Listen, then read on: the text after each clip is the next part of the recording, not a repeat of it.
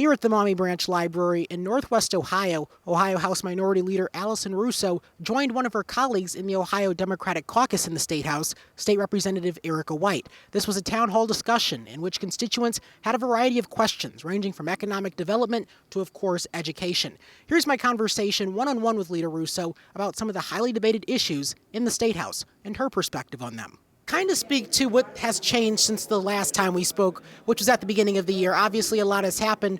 What are things like in the State House right now? Yeah, so we are in the midst of the main operating budget debates, and that's a very significant policy document and how we fund various programs throughout the state. So, talking to this community about why the state budget matters, how decisions at the federal level impact programs that we have here in the state of Ohio and that impact Lucas County in particular, and hearing from constituents about what is important to them. One thing that I tell people all the time is that local impact is really the biggest impact, but we do have a federal impact as well, in that the Trump administration is looking to cut costs on the federal level, kind of speak to how much money the state receives from the federal government and what we could look at being changed. Yeah, so 30% of the state's operating budget actually comes from federal grants and federal matching programs. So that is significant, and especially for programs like the Medicaid program, programs that we see in education.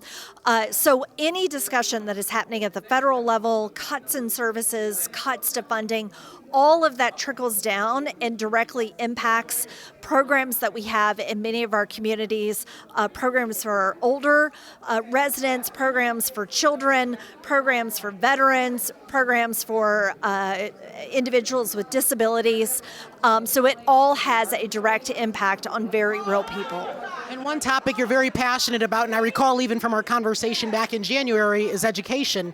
And one thing you mentioned here was there were some folks in the State House, even on the other side of the aisle, that were showing frustration with the state's education, not just performance, but in terms of funding. And so kind of speak to that funding struggle, because it really has never ended. It's just been continuous. Yeah, so one of the biggest battles that we're having right now is making sure that our public schools are fully funded. And both for members of the House Democratic Caucus, as well as many Republicans, especially those that represent rural communities, this issue is critically important because our schools are the center of community. Sometimes they are the number one employer in a community.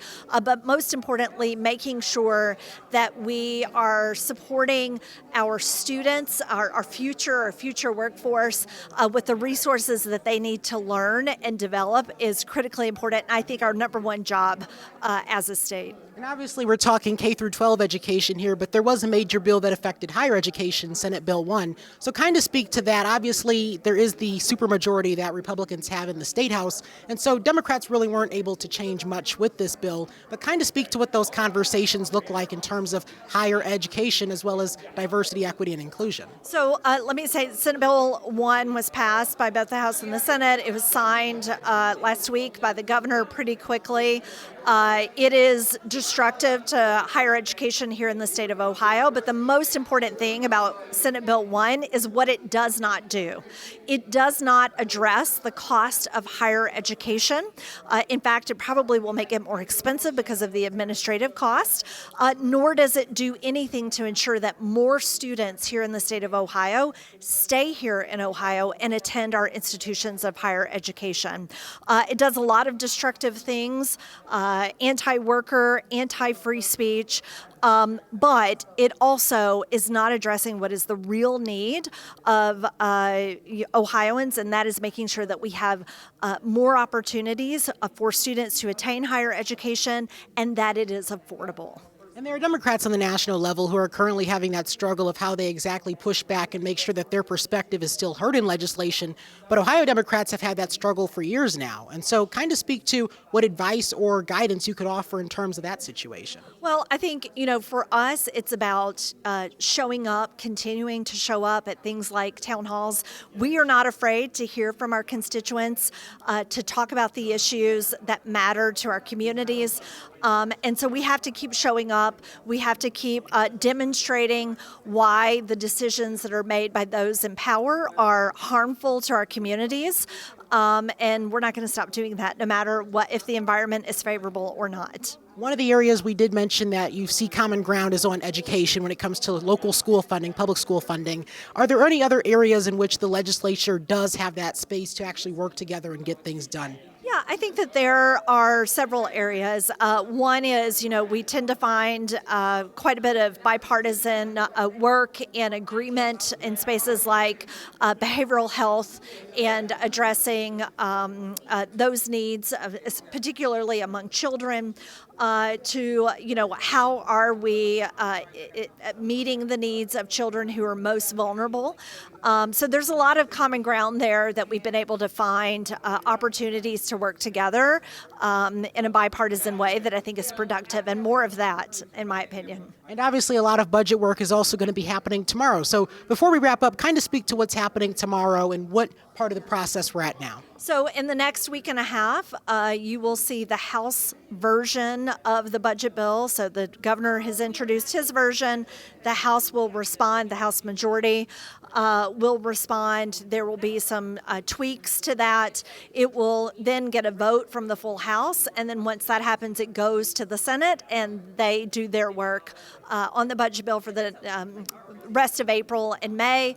And then in June, we'll come back together and work out any differences between those versions. There's one other concern that is definitely going to be a little bit contentious, and that's going to be voters said yes to recreational cannabis and what was on that ballot issue. But obviously there are some in the legislature who want to change that. But you did mention there were also some Republicans who were not for changing that. Yeah. So adult use cannabis. There are efforts by the Republican majority in both chambers to make pretty significant changes to what the voters passed in 2023. But yes, there are Republicans who are opposed to making those changes in a way that undermines the will of voters. So as of now, nothing has passed or been able to pass both chambers. But we'll see. We're keeping our eye on that, particularly as it relates to how the taxes and the revenue generated, how that's spent in our communities. So more to come on that. For coverage of the Ohio State House and perspective from both sides of the aisle, get connected with me on social media for those updates and one-on-one interviews like the one you just watched today. Reporting in Maumee, Ohio, I'm Jaden Jefferson.